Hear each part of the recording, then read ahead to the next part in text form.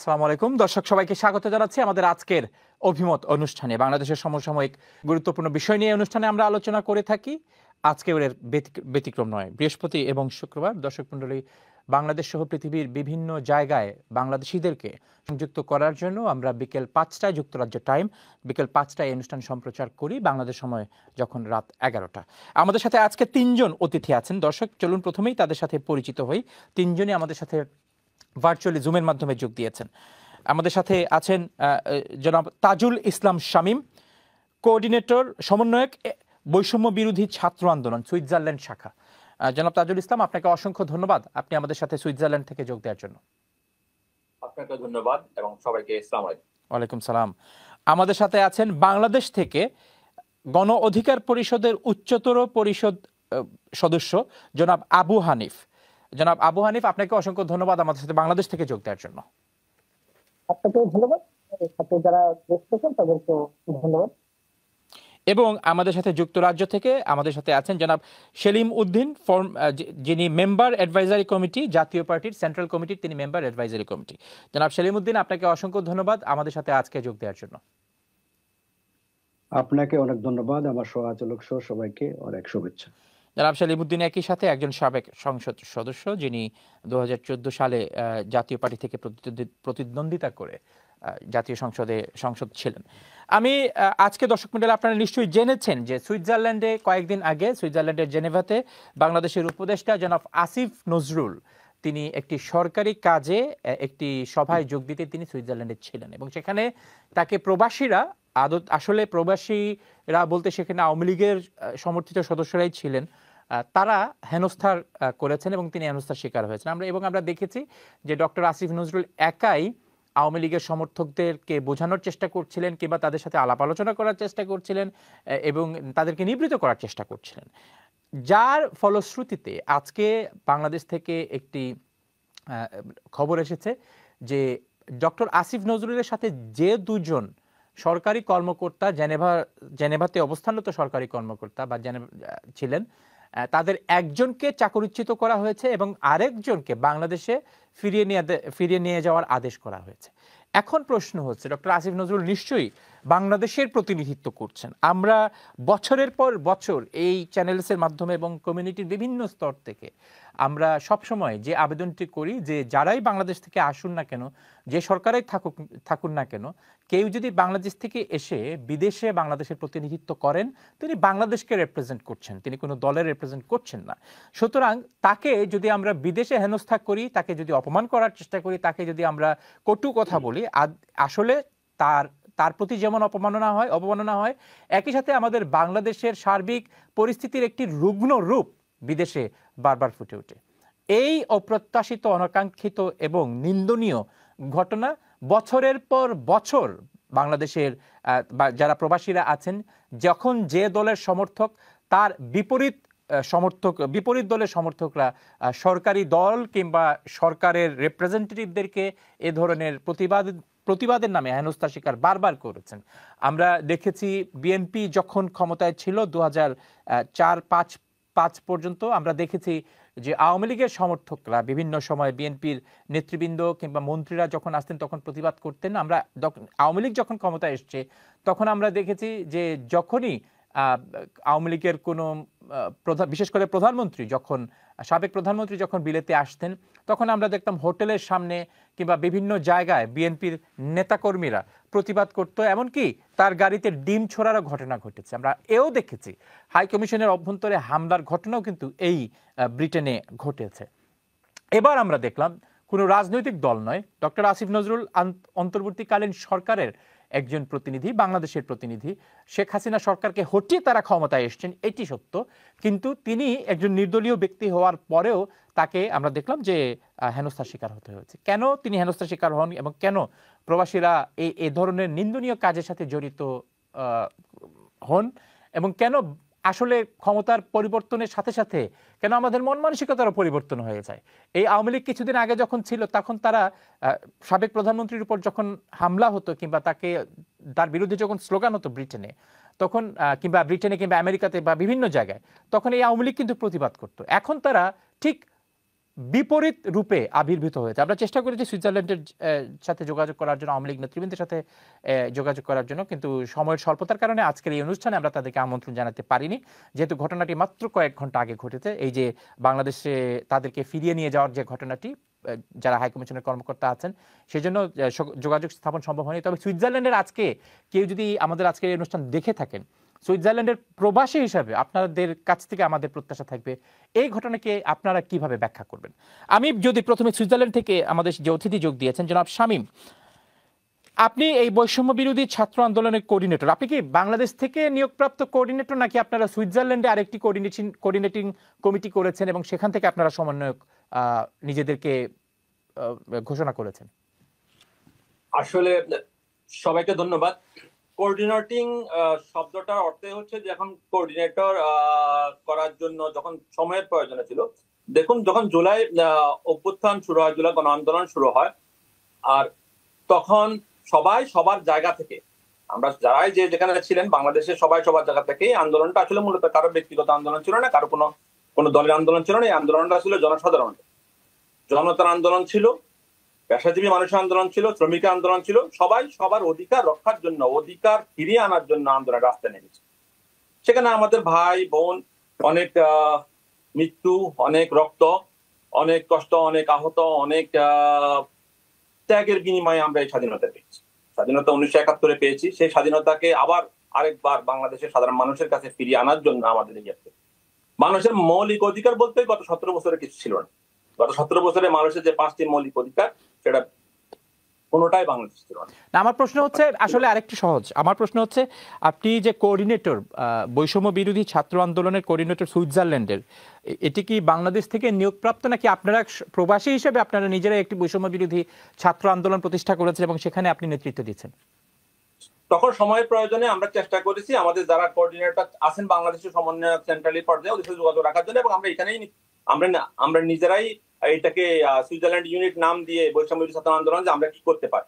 সেই সুবাদে দেখুন, আমরা সেই সুবাদে যেটা করছি যে আন্দোলনকে বেগবান করার জন্য, আন্দোলনের এই পর্যায়ে সারা পৃথিবীর মানুষের কাছে নেওয়া যাওয়ার জন্য। দেখেন, আমরা যখন ইন্টারনেট শাটডাউন ছিল বাংলাদেশে, তখন সারা বাংলাদেশে কি হচ্ছে সেই খবরগুলোকে কিভাবে আমরা সাধারণের কাছে পৌঁছাতে পারি, কিভাবে সেটা আমরা ইন্টারন্যাশনাল মিডিয়া নিতে পারি, কিভাবে আমরা, যেহেতু আমরা আছি জেনেভাতে, সুইজারল্যান্ডে, এখানে আপনি জানেন ভালো করে যে এখানে আন্তর্জাতিক অর্গানাইজেশন গুলো আছে, তাদের কাছে কিভাবে আমরা রিপোর্ট পেশ করতে পারি, এই ধরনের আন্দোলনগুলো আমরা করেছি। তার পাশাপাশি আমরা এখানকার যারা লোকাল স্টুডেন্ট আছেন, যারা আপনার এই দেশি স্টুডেন্ট, এদের কাছে জানানো, যেন আমরা স্টুডেন্ট অ্যাসোসিয়েশন অফ বার্ন ইউনিভার্সিটির সাথে যোগাযোগ করে আমরা ওখানে একটা ম্যানিফেস্টেশন করেছি 22শে জুলাই। আমরা ইউএন এর সামনে করি একটা ম্যানিফেস্টেশন, সেটা হচ্ছে 24শে জুলাই।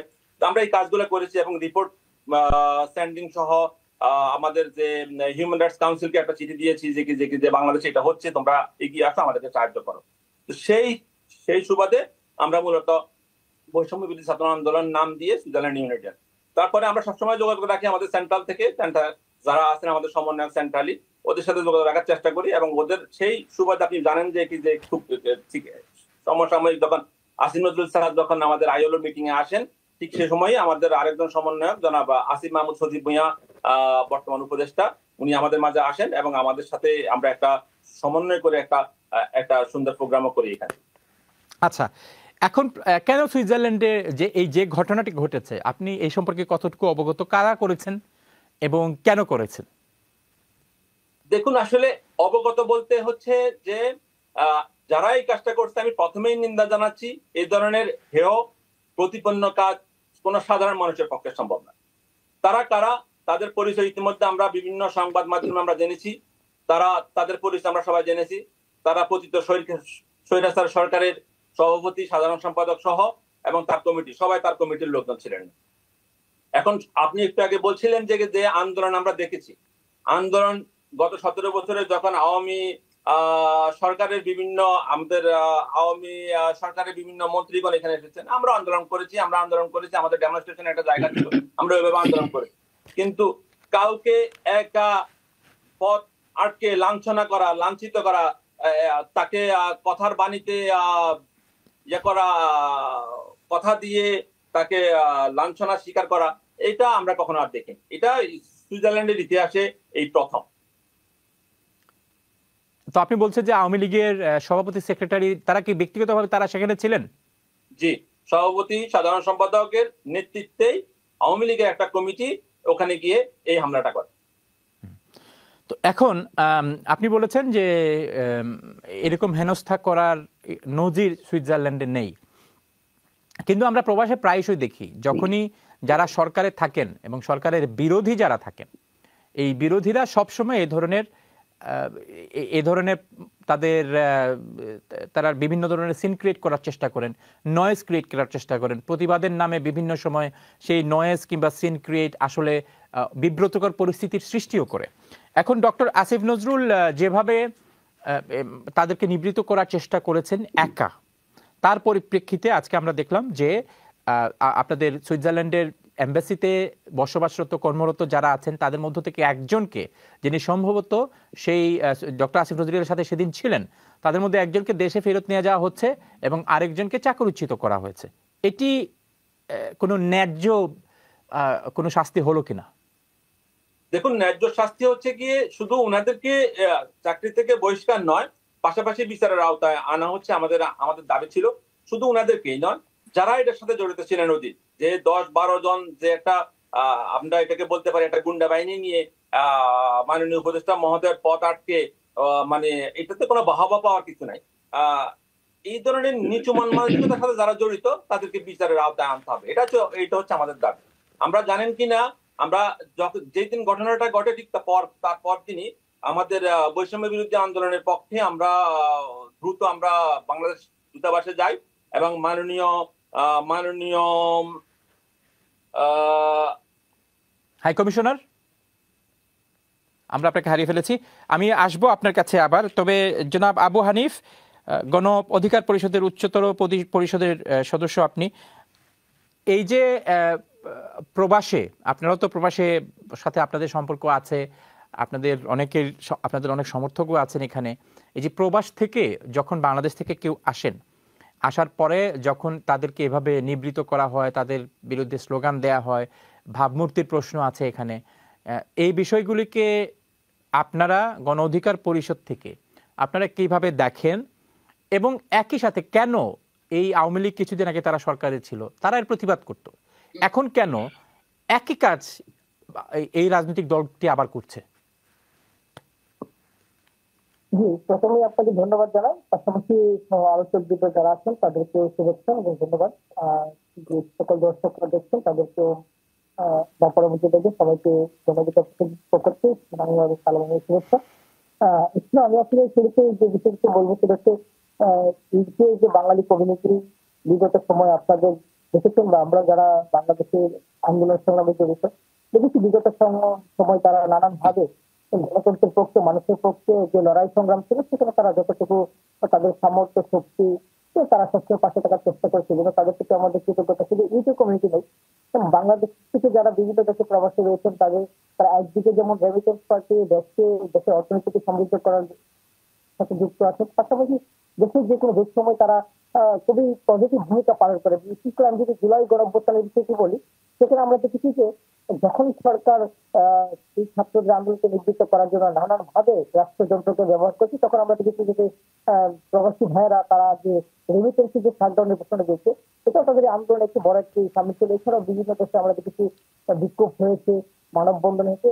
তো আমাদের এই লড়াই সঙ্গে প্রবাসী ভাইদের একটা ভূমিকা ছিল। আমি যেহেতু সুযোগ পেয়েছি সেজন্য তাদের প্রতি আজকে এই টেলিভিশনের মাধ্যমে কৃতজ্ঞতা জানাচ্ছি এবং গণঅধিকার পক্ষ থেকে তাদের প্রতি ধন্যবাদ। আপনি যে বিষয়টি বলছিলেন যে আপনি যদি একটু দেখেন যে আসিফ নজরুল স্যারের সাথে যে ঘটনাটি ঘটেছে, ওই দিনের ঘটনার পরের দিনে আমরা ঢাকায় একটি তাৎক্ষণিক মশাল মিছিল করেছিলাম। আপনি যদি দেখেন যে পত্রপত্রিকায় আমাকে উদ্ধৃত করে প্রথম আলো সহ বেশ কটি পত্রিকায় নিয়োজিত হয়েছিল, আমি সেখানে স্পষ্ট বলেছিলাম যে এই ধরনের ব্যবসাজনক কর্মকাণ্ডের সাথে যারা জড়িত তাদেরকে অবশ্যই বিচারের মুখোমুখি করতে হবে এবং তাদের শাস্তি বাতিল করতে হবে। যদি আপনি শুরুতে বলেছেন যে আসলে একজনকে শাস্তিমূলক ব্যবস্থা নিয়েছে এবং একজনকে বাংলাদেশে ফিরিয়ে নিয়ে আসার যে সরকার ব্যবস্থা নিয়েছে, আমরা সেখানে বলেছিলাম যে আমি যে স্পষ্ট বলেছিলাম এই ধরনের একটি ঘটনার সাথে বাংলাদেশের মিশনের যারা রয়েছে তাদের যুক্তাযুক্ত হয়েছে, কারণ তাদের ছাড়া বাংলাদেশের একজন উপদেষ্টা কোথায় মুভ করবেন, কোথায় তার কি ধরনের কর্মযোগ্য রয়েছে সেই শিডিউলটা স্বাভাবিকভাবে বাইরে কোনো মানুষ জানার কথা না। যদি সেখানকার বাংলাদেশ কমিউনিটি অর্থাৎ সরি বাংলাদেশ কমিউনিটি কমিশনের পক্ষ থেকে যদি তাদেরকে না জানানো হয়, অর্থাৎ সেখানে আপনারা জানেন যে বিগত সময় আওয়ামী লীগের নিয়োজিত লোকজন ছিল, তারা এই কাজটি করেছে। পাশাপাশি আমার যে সুইজারল্যান্ডের যে ভাই এসেন, তিনি বলেছেন যে সেখানে আওয়ামী লীগের লোকজন জড়িত ছিল। আমরা তখনই বলেছি যাতে এখানে আওয়ামী লীগের দুর্বৃত্তরা জড়িত ছিল, পাশাপাশি সেখানকার আওয়ামী লীগের যে প্রেসিডেন্ট সেক্রেটারি তারা নেতৃত্ব দিচ্ছিল, এই ধরনের কর্মকাণ্ড অবশ্যই একটা জন্য। পাশাপাশি আমরা যে জিনিসটা বলবো, পৃথিবীর যে দেশেই বাঙালি থাকুক বা যেই থাকুক, প্রত্যেক মানুষের প্রতিবাদের অধিকার রয়েছে, প্রতিবাদ করার তাদের সাংবিধানিক অধিকার বা রাষ্ট্রীয় অধিকার।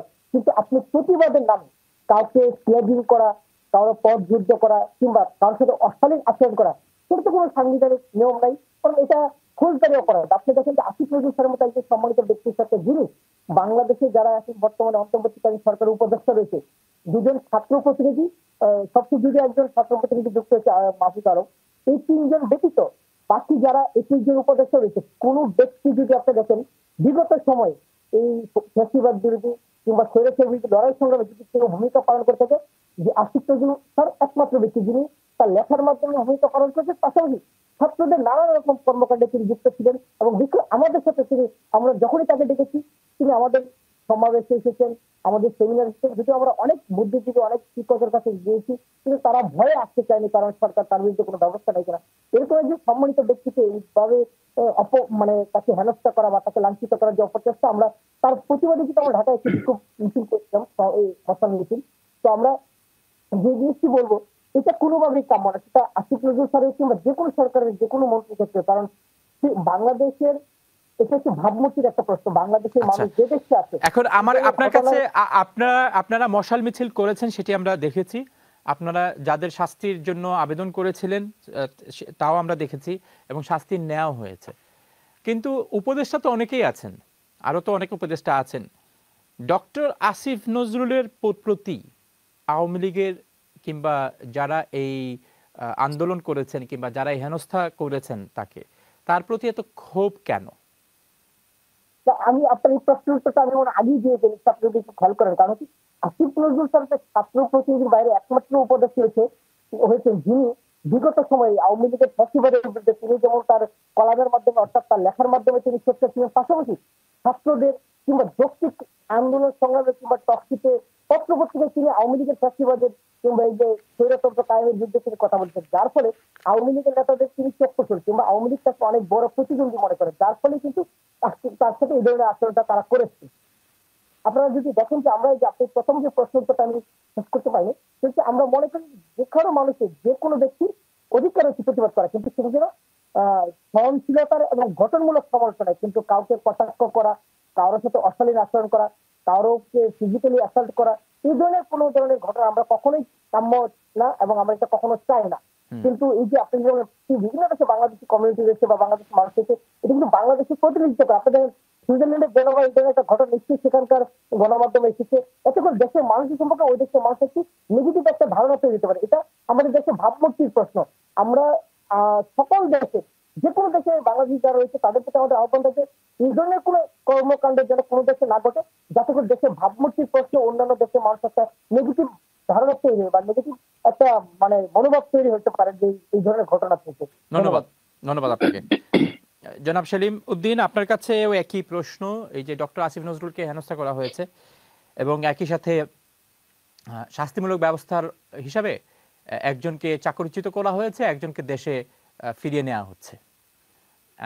এই শাস্তি কি যথার্থ কিনা, নাকি এখানেও অতিরঞ্জন করা হয়েছে? যে তিনি তো সরকারের প্রতিনিধি, এখন সরকারের প্রতিনিধি হিসাবে তার বিরুদ্ধে তার প্রতিপক্ষরা কিংবা তার আদর্শের সাথে যারা বিপরীত অবস্থানে আছে কিংবা এই সরকারের বিরোধী যারা আছেন তারা তো প্রতিবাদ করবেনই, যেখানেই তাকে সুযোগ পাবে সেই প্রতিবাদ তো করবেনই। এখন সেই প্রতিবাদের অংশ হিসেবে তিনি এসেছেন, আসার পরে তাকে হেনস্থা করা হয়েছে, তার সাথে কথা কাটাকাটি হয়েছে এবং এর শাস্তি স্বরূপ তিনি দুজনের বিরুদ্ধে শাস্তিমূলক ব্যবস্থা নিয়েছেন। এখানে ব্যর্থতা কার? ব্যর্থতা তো ওই দুজনের যাদের শাস্তিমূলক ব্যবস্থা নেওয়া হয়েছে তাদের, নাকি ডক্টর আসিফ নজরুলের? কারণ দেশে এই মুহূর্তে যে অশান্তি, অস্থিরতা এবং আশঙ্কা বিরাজ করছে, এই সুযোগে তাকে হেনস্থা করার সুযোগ সৃষ্টি হয়েছে। ব্যর্থতা তাদের, কাদের ব্যর্থতা? ধন্যবাদ ফারহান আপনাকে, আমার আলোচক এবং যারা আজকে আমাদেরকে দেখছেন সারা দেশে এবং পৃথিবীর সব জায়গা থেকে সবাইকে অনেক অনেক শুভেচ্ছা। আজকে যে বিষয়টি আপনি প্রশ্ন তুলেছেন, আমি আপনাদেরকে বলতে চাই সাধারণত সরকারিভাবে যদি কোনো ভিআইপি বা এমপি মন্ত্রী যখন বিদেশে যায়, এবং আমি সেটা দীর্ঘদিন থেকে দেখেছি, 30-35 বছর থেকে আমাদের নেতা হোসেন মোহাম্মদ এরশাদ যখন বিদেশে আসতেন, protocol Bangladesh high commission as a সাবেক রাষ্ট্রপতি হিসাবে এবং এমপি মন্ত্রী এবং উপদেষ্টা তো অবশ্যই ওনাদের একটা প্রটোকলটা আনটিল দ্য ইমিগ্রেশন পর্যন্ত, এমনকি লাগেজের ওখানেই আমাদের প্রটোকল। আমি যখন নিজে আপনার যে কমিটির পররাষ্ট্র মন্ত্রণালয় কমিটির সদস্য ছিলাম, আমার সৌভাগ্য হয়েছিল পৃথিবীর অনেক দেশে আমরা গিয়েছিলাম এবং সেখানে আমাদের প্রত্যেকটি মিশনের আমাদেরকে প্রটোকল দেওয়া হতো। সর্বপ্রথমে আমার প্রশ্ন যে মাননীয় উপদেষ্টা আসিফ নজরুল সাহেব, তিনি একা এই যে সিম্পল এক সাধারণ নাগরিকের মতো তিনি যেভাবে গিয়েছিলেন, আমি সেটাকে সাধুবাদ জানাই। কিন্তু একজন উপদেষ্টা হিসাবে অবশ্যই তার রাষ্ট্রের তিনি প্রতিনিধি হিসাবে তাকে আপনার প্রটোকল কাউন্সিলর, মিনিমাম 2-3 জন কাউন্সিলর থাকে বা 2 জন তো তাকেই, ড্রাইভারও থাকে, কেন ওনাকে সেই প্রটোকল দেওয়া হয় নাই? না উনি প্রটোকল নিতে মানে ইয়ে করেছেন, মানে উনি নিশ্চয়ই, আমার তো আমি বিশ্বাস করি বাংলাদেশ হাই কমিশন যে ওনার মতো একজন মাননীয় উপদেষ্টাকে অবশ্যই তারা প্রটোকল দেওয়ার জন্য প্রস্তুত ছিল বা থাকার কথা। কেন তিনি সেই প্রটোকলটা নেন নাই অথবা তিনি একা কেন গেছিলেন, সেটা আমার প্রথম প্রশ্ন। তারপরে যারা মানে আপনার বাংলাদেশ মিশনে যদি ইনভেস্টিগেশন করে দেখা যায় তাদের মধ্যে কোনো ধরনের আপনার যোগসাজ যারা করেছেন তাদের সাথে যোগসাজ করে তাকে হেনস্থা করা হয়েছে, অবশ্যই এই ফুটেজে স্পষ্ট দেখা যাচ্ছে, এই যে আমরা একটি ফুটেজ দেখাচ্ছি, সেই ফুটেজে স্পষ্ট দেখা যাচ্ছে যে সেখানে ডক্টর আসিফ নজরুলের সাথে 2 জন ব্যক্তি তারা দাঁড়িয়ে আছেন, 2 জন ব্যক্তি, এবং আমি যদি ভুল না হয়ে থাকি তাদের যে অবয়ব কিংবা দৃশ্যত তারা হয়তো ডক্টর আসিফ নজরুলের সাথে এসছেন তার প্রোটোকলের জন্য এবং তারা দাঁড়িয়ে আছেন, তারা দৃশ্য দেখছেন এবং তারা কোনো ধরনের কথাবার্তায়, আলোচনায় কিংবা ডক্টর আসিফ নজরুলকে সরিয়ে নেওয়ার জন্য কোনো ধরনের কোনো তৎপরতা তাদের মধ্যে দেখা যায়নি। আজ যাই হোক, আমি দুঃখিত, আমি ফুটেজটা দেখেছি, কিন্তু আমার ধারণা ছিল সেখানে কোনো হয়তো হাই কমিশন থেকে কোনো কাউন্সিলর বা কেউ ছিল না। যদি ওনারা থেকে থাকে তাহলে অবশ্যই ওনাদের উচিত ছিল একটু কৌশল করে, কারণ কোন মব অথবা যে কেউ যদি বিদেশে, আপনি জানেন ফারহান, ইচ্ছা করলে মানে বিদেশের মাটিতে যে কাউকে হেনস্থা করতে পারে। তবে আমি আসিফ নজরুল সাহেব যেভাবে ওনাদেরকে নির্বৃত্ত করার চেষ্টা করেছেন, অত্যন্ত সাহসিকতার সাথে উনি কথা বলেছেন এবং কৌশলে উনি আপনার ভিতরে চলে গেছেন, এটা অবশ্যই। কিন্তু ওনারা যদি কাউন্সিলররা অনেক সময়, বিদেশি কাউন্সিলর অনেক সময় জানি না ভয়ের কারণে ওনার সাথে থেকে থাকেন, ওনাদের তো উচিত ছিল, বিকজ সরকারি কর্মচারী বাংলাদেশকে রিপ্রেজেন্ট করছেন, বাংলাদেশ প্রতিনিধিকে প্রোটেকশন দেওয়ার তাদের দায়িত্ব ছিল। ওনার তো একটি এগিয়ে আসার কথা ছিল এবং ওনারা বলতে পারতেন আপনারা ভিতরে আসেন, আমরা ভিতরে গিয়ে কথা বলবো। ওনাদের পক্ষ থেকে যদি এরকম কোনো আপনার চেষ্টা না থাকে তাহলে আমি এটা দুঃখজনক মনে করি এবং এটা তদন্ত পূর্বক তাদের বিরুদ্ধে যদি শাস্তিমূলক ব্যবস্থা গ্রহণ করা হয় সেটা আমি মনে করি এটা যথার্থ। কিন্তু ডক্টর আসিফ নজরুল নিন্দা জানাচ্ছি, আমি মনে করি কাউকে এইভাবে করা উচিত নয়। আপনারা দেখেছেন বিএনপির আমলে। ধন্যবাদ, আমরা জানি কিন্তু আজকে আমরা ডক্টর আসিফ নজরুলের কথা বলছি। কিন্তু ডক্টর আসিফ নজরুলের প্রতি তো শুধুমাত্র এই যে প্রবাসীরা ক্ষিপ্ত তা নন, সোশ্যাল মিডিয়াতে যদি দেখা যায় তাহলে দেখা যায় যে ডক্টর আসিফ নজরুল একটি বিভিন্ন এই যে সর্বশেষ যে কয়েকজন উপদেষ্টা নিয়োগ হয়েছেন সেখানেও ধরে নেওয়া হয়, আমি জানি যে গণ অধিকার পরিষদের সাথে ডক্টর আসিফ নজরুলের একটি সুন্দর যোগাযোগ এবং সম্ভবত ভালো একটি আন্ডারস্ট্যান্ডিং আছে, হয়তো তাদেরকেও আমি এই প্রশ্ন করব। কিন্তু দেখা যাচ্ছে যে নতুন যে কয়েকজন উপদেষ্টা নিয়োগ পেয়েছেন সেখানেও এর পেছনে ডক্টর আসিফ নজরুলের হাত থাকতে পারে, তা নিয়েও কিন্তু আলোচনা হচ্ছে।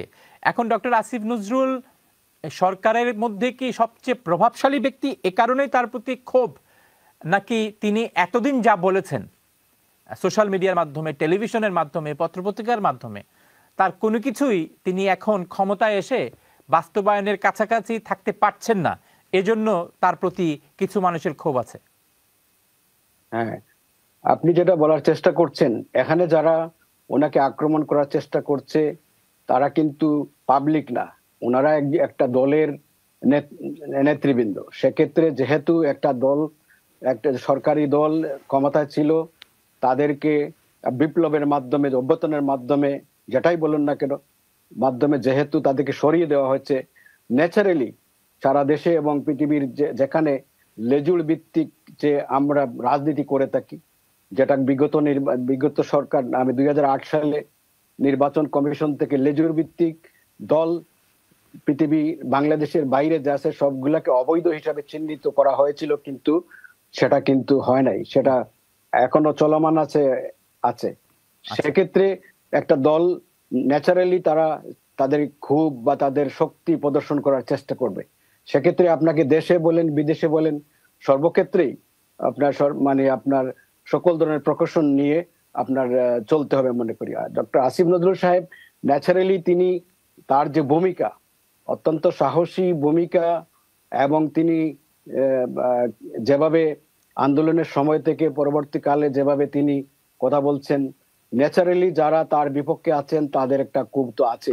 অসংখ্য ধন্যবাদ। কারণে সেদিন হয়েছে আমি মনে করি। অসংখ্য ধন্যবাদ জনাব আবু হানিফ। কেন ডক্টর আসিফ নজরুলের প্রতি শুধুমাত্র এই সুইজারল্যান্ডের প্রবাসী আওয়ামী লীগের নেতৃবৃন্দের নয়, বাংলাদেশেও, আমি আবু হানিফ যিনি গণ অধিকার পরিষদ থেকে এসেছেন তাকে এই প্রশ্নটি করব যে বাংলাদেশেও তো তার প্রতি অনেক ক্ষোভ আছে, বিশেষ করে সর্বশেষ যে কয়েকজন উপদেষ্টা নিয়োগ হয়েছেন, সরকারের বিভিন্ন গুরুত্বপূর্ণ সিদ্ধান্তে তার প্রভাব, ছাত্রদের সাথে অনেকেই ধরে নিচ্ছেন, আজকেও দেখলাম যে সোশ্যাল মিডিয়াতে এটি নিয়ে আলোচনা হচ্ছে, যে অনেকেই ধরে নিচ্ছেন যে বর্তমান বৈষম্য বিরোধী আন্দোলনের নেতৃত্বে যারা আছেন তাদেরকে অনেকটা পাশ কাটিয়ে অনেক সিদ্ধান্ত নেওয়া হচ্ছে। এখন আপনাদের সাথে তো ডক্টর আসিফ নজরুলের ঘনিষ্ঠ সম্পর্ক এবং অভিযোগও আছে, গণ অধিকার পরিষদের নেতৃবৃন্দকে প্রতিষ্ঠিত করার জন্য ডক্টর আসিফ নজরুলের একটি ভূমিকাও আছে। এই যে সম্পর্ক আপনাদের সাথে ডক্টর আসিফ নজরুলের সম্পর্ক, বর্তমান সরকারে তার ব্যাপক প্রভাব এবং জনগণের একটি অংশ, বিশেষ করে ছাত্র আন্দোলনের নেতৃত্বের একটি অংশের সমর্থক যারা, তারা মনে করেন যে ছাত্র বৈষম্য বিরোধী আন্দোলনের নেতৃবৃন্দকে অনেকটা বিতর্কিত করার একটি প্রচেষ্টা ডক্টর আসিফ নজরুল এবং গণ অধিকার পরিষদের আছে। ধন্যবাদ আপনাকে। আর প্রথমেই তো বলবো যে আসলে গণ অধিকার পরিষদকে আসিফ নজরুল স্যারের প্রতিষ্ঠিত করা বা এই অন্তর্বর্তীকালীন সরকারের প্রতিষ্ঠিত, আপনারা তাকে রাষ্ট্রপতি হিসাবে পেতে চেয়েছেন। আচ্ছা, আমরা নানান সময় বলেছি বা অবস্থা প্রেক্ষিতে সেটা বলছি। তিনি কেন ডক্টর আসিফ নজরুল কেন রাষ্ট্রপতি, কেন ডক্টর ইউনূসকে রাষ্ট্রপতি করতে যাচ্ছেন না? ডক্টর ইউনূস তো উনি একজন উপদেষ্টা আছেন, একই সাথে উনি প্রধান উপদেষ্টা। ডক্টর ইউনূস প্রধান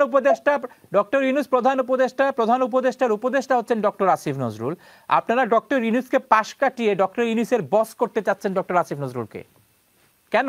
আচ্ছা, সেটা আমি বলি, যেটা বলছিলাম যে গণ অধিকার পরিষদকে প্রতিষ্ঠিত করার মতো আসলে বিষয়টা এরকম না। আপনি যদি দেখেন যে আপনারা হয়তো জানেন যে আমাদের যে বিশেষ করে আমাদের গত 18 সালে কোটা সংস্কার আন্দোলনের মধ্য দিয়ে আমাদের উত্থান, আপনি যদি এই যে 24 সালের যে জুলাই যে শুরুটা কিন্তু হয়েছে 20 ভবনটা হচ্ছে কিন্তু 18 সালে কোটা সংস্কার আন্দোলন। আপনি যদি দেখেন কোটা সংস্কার আন্দোলন 18 সালে যদি না হতো তাহলে কিন্তু 24 সালে আন্দোলন হতো কিনা সন্দেহ আছে। আপনি এই 24 সালের আন্দোলনের শুরুর দিকে যদি স্লোগানটা দেখেন, যে আসিফ নাহিদ তারা বা সাজিদ হাসান তার নেতৃত্বে ছিল, তারা কিন্তু বলছে যে 18 হাতে আর গর্জে উঠতো আরেকবার, অর্থাৎ তারা 18 সালের আন্দোলনটাকে লিগাসি হিসেবে তারা বহন করেছে, এটা অস্বীকার কোনো উপায় নেই। তার পরবর্তী সময় দেখেন আমরা 18 সালের আন্দোলনের আমরা তা জানি, তা নিয়ে জনাব আবু হানিফ, রাজনৈতিক একটি শূন্যতা রয়েছে এবং দেশের যে গুণগত রাজনৈতিক পরিবর্তনের জন্য আসলে তরুণদের এবং ছাত্রদের রাজনীতিতে আসা উচিত। আমরা যে সময়টাতে রাজনীতিতে মানুষকে আসার জন্য আহ্বান করছি, সেই সময়টা দেখেছি ছাত্ররা আই হিট পলিটিক্স বলতো, কিন্তু আমরা সেই প্রথা থেকে বের হয়ে অনেকটা ছাত্রদেরকে এবং তরুণদেরকে রাজনীতিতে কানেক্টেড করাতে পেরেছি বলে আমাদের বিশ্বাস। এবং দেখেন তরুণরা এখন অনেকটা আগ্রহী যাতে রাজনীতির ক্ষেত্রে যুক্ত হওয়ার। তো সেটা অবশ্যই ইতিবাচক এবং পজিটিভ। আমরা গত 6 বছর যদি দেখেন 18 সালের পরবর্তী সময় থেকে এই স্বৈরাচার হাসিনার যত ধরনের অপকর্ম, দুর্নীতি, দুঃশাসন, লুটপাট এবং গণতন্ত্রের জন্য এমন কোন জনসম্পৃক্ত ইস্যু ছিল না যেখানে গণ অধিকার পরিষদ, ছাত্র অধিকার পরিষদ, যুব অধিকার পরিষদ আমরা রাজপথে ছিলাম না। ইভেন আমার প্রশ্ন জনাব আবু হানিফ, আমার প্রশ্ন গণ অধিকার পরিষদের, জনাব আবু হানিফ, গণ অধিকার পরিষদ যে ভূমিকা নিয়েছে আমরা অনেক অনুষ্ঠানে সে বিষয়গুলো আলোচনা করেছি। জনাব আবু হানিফ কি শুনতে পাচ্ছেন আমাকে? আবু হানিফ কি শুনতে পাচ্ছেন? আচ্ছা, জনাব আবু হানিফ আমাদেরকে শুনতে পাচ্ছেন না। আমার প্রশ্ন আসলে ভিন্ন। আমার প্রশ্ন ছিল যে ডক্টর আসিফ নজরুলকে কেন আপনারা রাষ্ট্রপতি হিসেবে পেতে চেয়েছেন, কেন ডক্টর ইউনূসের বস হিসাবে ডক্টর আসিফ নজরুলকে আপনারা প্রতিষ্ঠিত করতে চেয়েছেন, এ বিষয়ে আমরা কথা বলছিলাম। আমি একই প্রশ্ন করব আমাদের সুইজারল্যান্ড থেকে যে অতিথি যোগ দিয়েছেন জনাব শামীম, আপনার কাছে কি মনে হয় যে ডক্টর আসিফ নজরুলের প্রতি এই যে আওয়ামী লীগের ক্ষোভ কিংবা বাংলাদেশের একটি অংশের ছাত্রবিরোধী আন্দোলনের সাথে যারা জড়িত ছিলেন তাদের সমর্থকদের একটি ধারণা যে ডক্টর আসিফ নজরুল ছাত্র বৈষম্য বিরোধী আন্দোলনের ছাত্রদেরকে ডিসক্রেডিট করতে চাচ্ছেন এবং এ কারণে তার বিরুদ্ধে ক্ষোভ শুধু আওয়ামী লীগের নয়, তার বিরুদ্ধে ক্ষোভ বৈষম্য বিরোধী আন্দোলনের একটি অংশের সমর্থকদেরও? জনাব শামীম, জি আপনার কাছে প্রশ্ন। আমার কাছে প্রশ্ন, আমি আপনাকে সরাসরি যেটা বলবো সেটা হচ্ছে যে এই আন্দোলন পরবর্তী সরকার পতনের পরে, পলায়িত সরকারের পরে যে অন্তর্বর্তীকালীন সরকারের সৃষ্টি হয়েছে, সরকারের মেন এজেন্ডা ছিল আসলে মূলত একটা সংস্কার সহ সব ধরনের একটা সংস্কার করা এবং সংস্কারের পরিবেশ ক্রিয়েট করার জন্য। দেখুন, গত 5ই আগস্টের পর থেকে আমরা এখনো দেখতেছি যে আওয়ামী লীগ মানে লাস্ট যে সরকার ছিল, সরকারের সবাই এখনো পর্যন্ত সরকারকে, বর্তমান সরকারকে বিভিন্নভাবে হেয় প্রতিপন্ন করার জন্য বাংলাদেশে, দেশে বিদেশে বিভিন্ন ষড়যন্ত্র করে যাচ্ছে। এখন পরিবেশ তৈরি করার জন্য, পরিবেশের জন্য সবাইকে কাজ করতে হবে একসাথে। আর আপনি 17 বছরের জঞ্জাল আপনি 2 মাসেই একটা সুন্দর একটি ফলাফল পেয়ে যাবেন, সুন্দর একটা পরিবেশ পেয়ে যাবেন, এটা চিন্তা করা একেবারে। আমার প্রশ্ন তা নয়, আমার প্রশ্ন মানুষের আকাঙ্ক্ষা যে 3 মাসের মধ্যে সরকার সব স্বপ্ন পূরণ করে ফেলবে, আমি এই প্রশ্ন করিনি। আমার প্রশ্ন হচ্ছে কেন ডক্টর আসিফ নজরুলের প্রতি শুধুমাত্র আওয়ামী লীগ নয়, বাংলাদেশের একটি ছাত্র বৈষম্য বিরোধী আন্দোলনের সাথে যারা জড়িত তাদের সমর্থকদেরও একটি অংশ মনে করেন যে ডক্টর আসিফ নজরুল, মনে করেন যে সোশ্যাল মিডিয়া পড়লে একটু বোঝা যায় যে ডক্টর আসিফ নজরুল বৈষম্য বিরোধী ছাত্র আন্দোলনের নেতৃত্বকে একটু ডিসক্রেডিট করতে চাচ্ছেন, তাদেরকে বিতর্কিত করতে চাচ্ছেন। জি, আসলে না, এইরকম কোনো কিছুই না। আসলে সবারই বাক স্বাধীনতা আছে, সবারই একটা মতামত থাকবে। দিন শেষে সবাই আমরা একই অঙ্গীকারে আবদ্ধ যে মানে সরকার, এই যে প্রত্যেক সরকারকে পতনে সবারই অংশীদারিত্ব আছে। গণ অধিকার পরিষদের অংশীদারিত্ব আছে, বিএনপির অংশীদারিত্ব আছে, জামায়াতের অংশীদারিত্ব আছে, পেশাজীবী জনগণের অংশীদারিত্ব আছে। এখন কথা হচ্ছে যে ডক্টর আসিফ নজরুল স্যারের কর্মকাণ্ডকে বিতর্কিত করার জন্য কিছু লোক হয়তো পিছনে থাকতে পারে, কিন্তু কোনোভাবেই সেটা গ্রহণযোগ্য নয়। ডক্টর আসিফ নজরুল স্যার বাংলাদেশের বর্তমান অন্তর্বর্তীকালীন সরকারের একজন মাননীয় উপদেষ্টা এবং যেটা হানিফ ভাই বলে গেছেন, আপনারা ছাত্র বৈষম্য বিরোধী আন্দোলন ডক্টর ইউনূসকে প্রধান উপদেষ্টা বানিয়েছেন। ডক্টর ইউনূস, ডক্টর আসিফ নজরুল সেনাবাহিনীর প্রধান যখন সবার সাথে যখন প্রথম বৈঠকটি করেন 5ই আগস্টের শেখ হাসিনা চলে যাওয়ার পরে, তখন ডক্টর আসিফ নজরুলকে তিনি আমন্ত্রণ জানিয়েছিলেন সেই বৈঠকে, এবং সেই বৈঠক থেকে ছাত্রদের সাথে যোগাযোগ, ডক্টর ইউনূসের প্রধান উপদেষ্টার পদ গ্রহণ। এখন ছাত্ররা, গণ অধিকার পরিষদের নেতৃবৃন্দ তারা দাবি তুলেছেন, আলোচনা করেছেন, তাদের ওপিনিয়ন তারা দিয়েছেন যে ডক্টর আসিফ নজরুলকে তারা প্রেসিডেন্ট হিসেবে দেখতে চান। প্রশ্ন হচ্ছে ডক্টর ইউনূসের বস হিসাবে ডক্টর আসিফ নজরুলকে কেন গণ অধিকার পরিষদ পেতে চাচ্ছেন? এই প্রশ্ন আমি করেছি গণ অধিকার পরিষদের উচ্চতর পরিষদের সদস্য জনাব আবু হানিফকে। বিরতির পর একই প্রশ্ন আমরা তাকে করব এবং এর সাথে আরো কিছু গুরুত্বপূর্ণ বিষয় নিয়ে আমরা এই অনুষ্ঠানে আমাদের অতিথিদের সাথে আলোচনা করব। এবং দর্শক, আপনাদের যদি কোনো অপিনিয়ন থাকে, অভিমত থাকে, স্ক্রিনের নিচে কিছুক্ষণের মধ্যে একটি নাম্বার দেখতে পাবেন বিরতির পরে, সেই নাম্বারে ফোন করে আপনারা আপনাদের অপিনিয়ন দিতে পারবেন। এবং আজকে আমরা কথা দিচ্ছি আমরা অনেকগুলি ফোন নিব আপনাদের ভাবনা জানার জন্য। দর্শক, যাচ্ছি ছোট একটি বিরতিতে, সঙ্গেই থাকুন।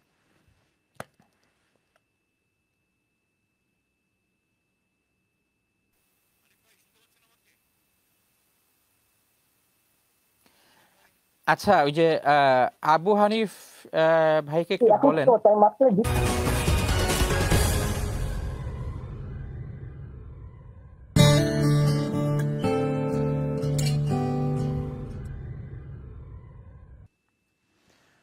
বিরতির পর সবাইকে স্বাগত জানাচ্ছি অভিমত অনুষ্ঠানে। কথা বলছিলাম আমাদের তিনজন অতিথি, যিনি একজন সুইজারল্যান্ড, বাংলাদেশ এবং যুক্তরাজ্য থেকে তিনজন অতিথি যোগ দিয়েছেন। আমি প্রথমেই চলে যাচ্ছি গণ অধিকার পরিষদের জনাব আবু হানিফের কাছে। জনাব আবু হানিফ, কেন, আমার প্রশ্ন ছিল, ডক্টর ইউনূসের বস হিসেবে ডক্টর আসিফ নজরুলকে আপনারা রাষ্ট্রপতি হিসেবে চেয়েছিলেন? ধন্যবাদ। বিরতির পর আবার যারা দেখছেন সবাইকে অভিনন্দন। তো যে প্রশ্নটা আপনি করেছেন এটা আসলে খুব সম্ভবত আমাদের প্রেসিডেন্ট সাহেব তার একটি বক্তব্যের প্রেক্ষিতে বলেছিলেন, যেহেতু রাষ্ট্রপতি কে হবে বা কাকে করা হবে এরকম একটা দোয়াশা ছিল, বা যদি আসলে রাষ্ট্রপতিকে সরিয়ে দেওয়া হয়, সেই জন্য একটা বক্তব্যের প্রেক্ষিতে এটা এসেছিল। এটা মূলত একেবারে যে ফাইনাল কোনো ডিসিশন বা ফাইনাল কোনো বক্তব্য এরকম কিন্তু না। এটা মূলত খুব সম্ভবত একদিন একটা প্রোগ্রামে আমাদের দলের প্রেসিডেন্ট নুরুল হক নূর বলেছিলেন। এটাই হচ্ছে মূলত এই বিষয়ে বক্তব্য। আর আমরা বলছি যে বর্তমানে যিনি রাষ্ট্রপতি রয়েছেন তাকে সরিয়ে দিয়ে দেখা গেছে এমন কোনো সাংবিধানিক সংকট তৈরি করা যাবে না যে সংকটকে কেন্দ্র করে পতিত স্বৈরাচার সরকার কোনো ধরনের সুবিধা নিতে পারে, বা তারা এই বিষয়টাকে কেন্দ্র করে নতুন কোনো ধরনের জটিলতা সৃষ্টি করতে পারে। আমরা এই বিষয়টা, ছাত্ররা আমাদের সাথে বসছিল বৈষম্য বিরোধী, তাদেরকে আমরা বলেছিলাম যে এরকম কোনো সিদ্ধান্ত নেওয়া যাবে না যাতে করে নতুন কোনো সংকট তৈরি হয়। সুতরাং আসিফ নজরুল স্যার যে বক্তব্যটা ছিল, মানে এটা কথার প্রসঙ্গে মূলত বক্তব্যটা আমাদের প্রেসিডেন্ট সাহেব দিয়েছিলেন। যদি এই বিষয়টা আমি আসলে এর বাইরে আসলে তেমন কিছু বলার নেই এই বিষয়ে। আচ্ছা, এখন আমরা এও দেখেছি যে জনাব নুরুল হক নূর সেদিন আন্তর্জাতিক অপরাধ ট্রাইব্যুনালের সামনে আপনারা মিছিল করেছেন এবং আপনারা চিফ প্রসিকিউটরের পদত্যাগও চেয়েছেন, জনাব তাজুল ইসলামের। আপনারা পদত্যাগ চেয়েছেন, কেন পদত্যাগ চেয়েছেন? যে এই বিষয়টা আজকের ঘটনা, আজকে যদিও এই বিষয়টা ইতিমধ্যে মীমাংসিত হয়েছে, তার সাথে আলাপ আলোচনার মাধ্যমে এটা মূলত একটা সমাধান, যা মূলত একটা ভুল বোঝাবুঝি ছিল, যার ফলে আর আসলে এই বিষয়ে আর আমি বেশি কিছু বলতে চাই না, যেহেতু এটা মীমাংসিত, অলরেডি মীমাংসা হয়েছে। যদি মীমাংসা না হতো তাহলে আমি ওই বিষয়ে আসলে কিছু বলতাম।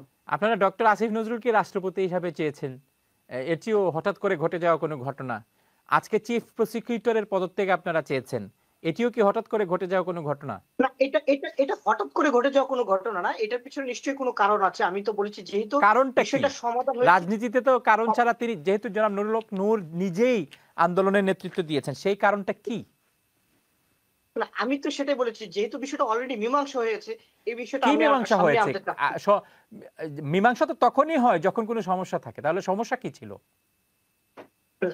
যেহেতু সমাধান হয়ে গেছে এই জন্য মীমাংসিত বিষয়টা আমি আসলে বলতে চাই। তারপর যেহেতু আপনি বারবার প্রশ্নটা রাইজ করেছেন সেই জন্য আমি বলি, আপনি জানেন যে আমাদের গণ অধিকার পরিষদ যে গত সেপ্টেম্বরে আমরা নিবন্ধন পেয়েছি, ইসির সব ধরনের শর্ত পূরণ করার মাধ্যমে আমরা নিবন্ধন পেয়েছি। এবং এই আপনারা যদি দেখেন যে সারা দেশে আমাদের যে কর্মযোগ্য কিংবা আমাদের যে সাংগঠনিক তৎপরতা, এটা দেখে বোঝা যাবে যে আসলে এই গণ অধিকার পরিষদ কার নেতৃত্বে কিংবা কাদের নেতৃত্বে। এবং এই গণ অধিকার পরিষদ আমাদের একটি নির্বাচিত বডি রয়েছে, সেখানে আপনার প্রেসিডেন্ট সেক্রেটারি সহ 8জন উচ্চতর পরিষদ সদস্য নির্বাচিত হচ্ছে প্রত্যক্ষ ভোটে আমাদের কাউন্সিলরদের মাধ্যমে। সুতরাং একটি গঠনতন্ত্র প্রক্রিয়া মেনে আমাদের মূলত কার্যক্রম চলছে। তার বাইরে গিয়ে গুটি কয়েক মানুষ যারা রেজা কিবরিয়ার একটি রিট করেছিল হাইকোর্টে, যদিও রেজা কিবরিয়া যখন রিট করেছিল তখন ওই অংশে রেজা কিবরিয়া ছিল, যদিও বর্তমানে রেজা কিবরিয়া ওই অংশে নাই, তিনি পদত্যাগ করেছে। তার পদত্যাগ পদ্ধতি নিশ্চয়ই আপনারা দেখেছেন বা আপনারা জেনেছেন। তো ওই পদত্যাগের ওই পক্ষের একটা রিটের প্রেক্ষিতে রিটের শুনানি করা মানে আমরা যতটুকু জানতে পেরেছি আজকে অ্যাডভোকেট যে আন্তর্জাতিক অপরাধ ট্রাইব্যুনাল যে প্রসিকিউটর অ্যাডভোকেট তাজুল ইসলাম, তিনি রিটের শুনানি করবেন।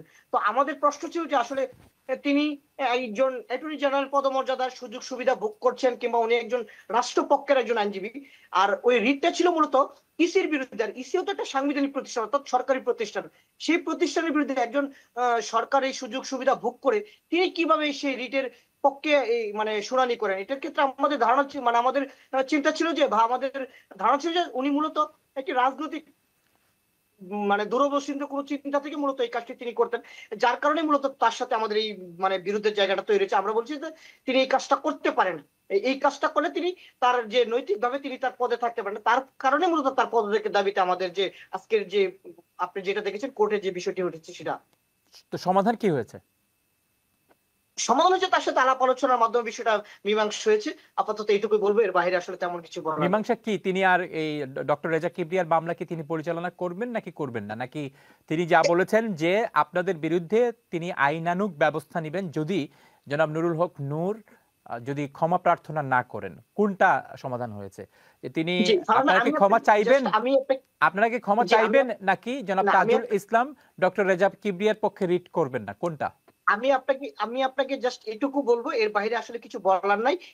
ওনার সাথে আলাপ আলোচনা হয়েছে, উভয় পক্ষের একটি ভুল বোঝাবুঝি ছিল, আমরা মানে এইটুকুতে উপনীত হয়েছে, যার ফলে এর বাইরে আসলে কিছু বলার নাই। হয়তো খুব শীঘ্রই আমরা আনুষ্ঠানিকভাবে প্রেস রিলিজের মাধ্যমে বিষয়টা খোলাসা করব। কে ভুল করেছেন আর কে বুঝেছেন, যেহেতু আপনি বলছেন ভুল বোঝাবুঝি? না, এটা জাস্ট ভুল বোঝাবুঝি হয়েছে, ভুল করেছে না, ভুল বুঝাবুঝি হয়েছে। তো আমি সেটাই আপনাকে প্রশ্ন করলাম, ভুল বুঝাবুঝি তো কেউ একজন ভুল করেছেন এবং কেউ একজন ভুল বুঝেছেন, তো কে ভুল করেছেন আর কে ভুল বুঝেছেন? এটা উভয় পক্ষের একটা ভুল বুঝাবুঝি ছিল, যেটা মীমাংসা হয়েছে। এই মীমাংসিত বিষয় নিয়ে আমি আসলে আর বেশি কিছু বলতে চাচ্ছি না। ধন্যবাদ। আমরা যাব এবার বাংলাদেশের পরবর্তী অংশে। জনাব সেলিম, এই মুহূর্তে নিশ্চয়ই আপনারা দেখেছেন যে জনাব নাহিদ ইসলাম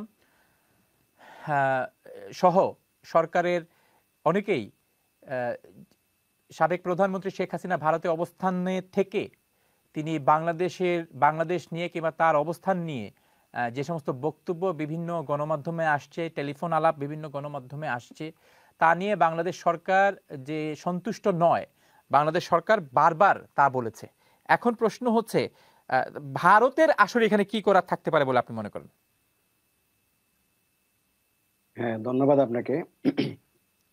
আমি একটু আসি ওই যে আপনার আমাদের যে উপদেশ আমাদের ছোট ভাই যে কিছুক্ষণ আগে বললেন, এখানে আপনার যে ভুল বুঝাবুঝি যেটা জনাব নূর সাহেব বা ওনাদের পার্টি, আমরা বিভিন্ন সময় দেখি যে আমরা তাও দেখছি দুজন উপদেষ্টাকে ইতিমধ্যে আপনার বাদ দেওয়ার জন্য আন্দোলন হচ্ছে। বৈষম্য বিরোধী ছাত্র নেতাদের মধ্যে বিরোধ অথবা গ্রুপিং আমরা দেখতে পাচ্ছি বিভিন্ন প্রিন্ট ইলেকট্রনিক মিডিয়ার মাধ্যমে। এখানে ক্ষমতার ভাগাভাগি নিয়ে এক ধরনের আপনার যে বৈষম্য বলেন বা চাহিদা বলেন, সেটাই কিন্তু এটার বিভিন্ন সময় গণ অধিকার বা অন্যান্য বৈষম্য বিরোধী ছাত্রদের মধ্যে থেকে আন্দোলন করে আপনার তাদের দাবি বাস্তবায়ন করার চেষ্টা করছেন। এটা ক্ষমতার ভাগাভাগি, এটা ভাগাভাগি, এটা অস্বস্তিকর। সাধারণ মানুষ কিন্তু এটা কিন্তু চাচ্ছে না। সাধারণ মানুষ একটা পরিবর্তন চাতে, ইউনিটি দেখতে চায়। এত মৃত্যুর, এত প্রাণহানির মধ্যে দিয়ে যে সরকার গঠিত হয়েছে, সকল দল যেহেতু সমর্থন দিচ্ছে তাদেরকে, তাদের মধ্যে একটা ইউনিটি এবং ঐক্যের মাধ্যমে তারা যেন এগিয়ে যায়, সেটাই জনগণের প্রত্যাশা এবং আমাদের। আপনার কাছে কি মনে হয় যে গণ অধিকার পরিষদ আসলে জাতীয় পার্টিকে অনুসরণ করছে? জাতীয় পার্টি যেহেতু এরকম ক্ষমতার কাছাকাছি থাকার জন্য, ক্ষমতার ভাগাভাগি করার জন্য বিভিন্ন সময় বিভিন্ন ভাগে বিভক্ত হয়ে জাতীয় পার্টি এ টিম, জাতীয় পার্টি বি টিম, জাতীয় পার্টি সি টিম, জাতীয় পার্টি আওয়ামী লীগ, জাতীয় পার্টি বিএনপি বিভিন্ন ঘরানায় বিভক্ত। আপনার কাছে কি মনে হয় যে জাতীয় পার্টিকে অনুসরণ করছে গণ অধিকার পরিষদ? জাতীয় পার্টি একটা ফ্যাক্টর। জাতীয় পার্টি 4 দলীয় জোটে ছিল, জাতীয় পার্টি বিএনপির সাথে ছিল, আওয়ামী লীগের সাথে ছিল, আমরা জামাতের সাথেও আমাদের আন্দোলন হয়েছে, ঐক্য হয়েছে। সেক্ষেত্রে বিভিন্ন সময় জাতীয় পার্টিকে সকল দলই আপনার ব্যবহার করার চেষ্টা করেছে এবং জাতীয় পার্টি নির্বাচন একটা ফ্যাক্টর। সারা বাংলাদেশে আমাদের সমর্থন রয়েছে, সেই কারণে জাতীয় পার্টিকে বিভিন্ন ভাগে বিভক্ত করা হয়েছে। সেটা আওয়ামী লীগও করেছে এবং বিএনপি করেছে। আপনার প্রশ্নটা ছিল আপনার আমার প্রশ্ন ছিল শেখ হাসিনা ভারতে, বাংলাদেশ সরকারের একজন মুখপাত্র, পররাষ্ট্র মন্ত্রণালয়ের একজন মুখপাত্র বলেছেন যে শেখ হাসিনা যে বিভিন্ন ভাবে বিবৃতি দিচ্ছেন বিভিন্ন মাধ্যমে, সোশ্যাল মিডিয়া বলুন কিংবা পত্রপত্রিকার মাধ্যমে বলুন কিংবা সাধারণ বিবৃতির আনুষ্ঠানিক অনানুষ্ঠানিক বিবৃতি বলুন, সেটি বাংলাদেশ সরকার ভালোভাবে দেখছে না এবং তারা প্রত্যাশা করে সরকারের সাথে, ভারত সরকারকে তারা জানিয়েছেন যে তারা যেন ব্যবস্থা নেন। এখন প্রশ্ন হচ্ছে ন্যাচারালি ভারত সরকার কিভাবে ব্যবস্থা নিতে পারে এবং শেখ হাসিনার মুখের কথার উপর কিংবা তার মত প্রকাশের উপর ভারত সরকার কোনো ধরনের এমবার্গো দিবে কিনা? দেখেন, পররাষ্ট্র নীতিটা হলো আপনার কৌশল। সেক্ষেত্রে আমি ভারত সরকারের স্টেটমেন্ট আমরা দেখেছি, তারা বলেছে যে সেটা তার বক্তব্য কিনা তারা সেটা কনফার্ম না। যেহেতু টেলিফোনের কতগুলো আপনার বেরিয়ে আসছে, সেক্ষেত্রে তারা কতটুকু তাদের কারো টেলিফোন কথোপকথন কতটুকু নিয়ন্ত্রণ করতে পারে বা করা উচিত সেটা সরকারের আছে কিনা সেটা তারা মনে করেন।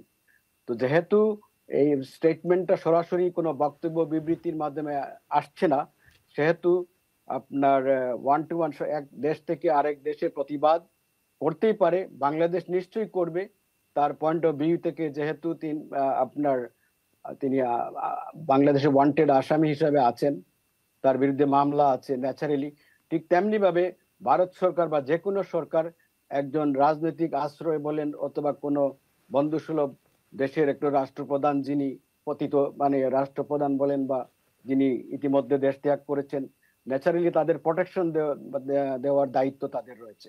সেক্ষেত্রে তারা অবশ্যই, যেহেতু একটা ভালো সম্পর্ক ছিল সেই সরকারের সাথে, সরকার প্রধানের সাথে, ন্যাচারালি তারা কৌশল অবলম্বন করবে এবং তারা সেই কৌশল অবলম্বন করে পররাষ্ট্রনীতির মাধ্যমে তারা তাদের আপনার বক্তব্য প্রদান করবে। যেহেতু বক্তব্যটা অফিসিয়াল না, যেহেতু বক্তব্যটা টেলিফোনে কনভারসেশনটা আপনার প্রকাশ্যে আসছে, এটা নিয়েও তাদের আপনার রয়েছে, সন্দেহ রয়েছে আদৌ সেই কথাগুলো প্রধানমন্ত্রী সাবেক প্রধানমন্ত্রী কিনা সেটা নিয়ে প্রশ্ন। ধন্যবাদ। এই কারণে এটা কনফিউজ মেসেজ, সেই কারণে সরকারিভাবে কতটুকু করার আছে বা না আছে সেটা আগামীতে আমাদের দেখার বিষয়। ধন্যবাদ। আমাদের কলার আছেন, দেখি কি আছেন লাইনে। হ্যালো, আসসালামু আলাইকুম কলার। আসসালামু আলাইকুম। ওয়ালাইকুম সালাম ভাই। কলার, আপনার নাম? জি, আমি আহমেদ বলতেছি। জনাব আহমেদ, কোথা থেকে ফোন করেছেন? লন্ডন থেকে। বলুন আপনার অভিমত। আচ্ছা, আপনার প্রোগ্রাম খুব সুন্দর, একটু টাইম দিবেন তো। আমরা মনে করি সাধারণ মানুষ হিসেবে দেশের, হ্যালো, আমরা শুনছি ভাই, বলুন। জি, আমরা সাধারণ মানুষ হিসেবে দেশের জনগণ হিসেবে মনে করি যে আওয়ামী লীগের এখন যে অবস্থা অন্তত 25 থেকে 30 বছর পিছনে গেছে। এখন যদি আমরা আমাদের যে সরকার আছে এবং দেশের যে বিভিন্ন রাজনৈতিক দল আছে তারা যদি জিনিসটা ভালোটিকে হ্যান্ডেল করতে পারে, ভালোভাবে হ্যান্ডেল করতে পারে, অন্তত 50 বছরে তারা আর আওয়ামী লীগ আর ক্ষমতায় আসার কোনো সম্ভাবনা নাই। কিন্তু যদি ওনারা ফেল করে তাইলে এটা ধরে নেন এবং অলমোস্ট 80% চান্স আছে এই ইলেকশনে নয়, নেক্সট ইলেকশনে আবার এই রেজিম রেডি, এই যে ফেসিস্ট আবার রেডি। এখন এরা দেশের বাইরে সব চলে গেছে, এখন একটা বিশৃঙ্খলা তৈরি করতেছে। তারা সেফ এন্ড সিকিউর, কিন্তু সাধারণ নেতাকর্মী এবং গরিব যে টুকাই মুকাই আছে এদেরকে দিয়ে একটা বিশৃঙ্খলা তৈরি করতেছে, যাতে দেশে একটা বিশৃঙ্খলা হয়, অরাজকতা হয়। এরপরে সেনাবাহিনী নিয়ে বিভিন্ন এই বিদেশি সংস্থা আসে, এই ধরনের একটা চক্রান্ত শেখ হাসিনা বাহির থেকে করতেছে এবং তার যে নেতাকর্মী বাইরে যারা সেফ হয়ে গেছে, সেফ জোনে আছে, এরা একটা করতেছে। আর জাতীয় পার্টির ব্যাপারে, জাতীয় পার্টি এটা গৃহপালিত একটা দল আওয়ামী লীগেরই। এখন এদেরকে আমি মনে করি একটু পরে ধরা উচিত।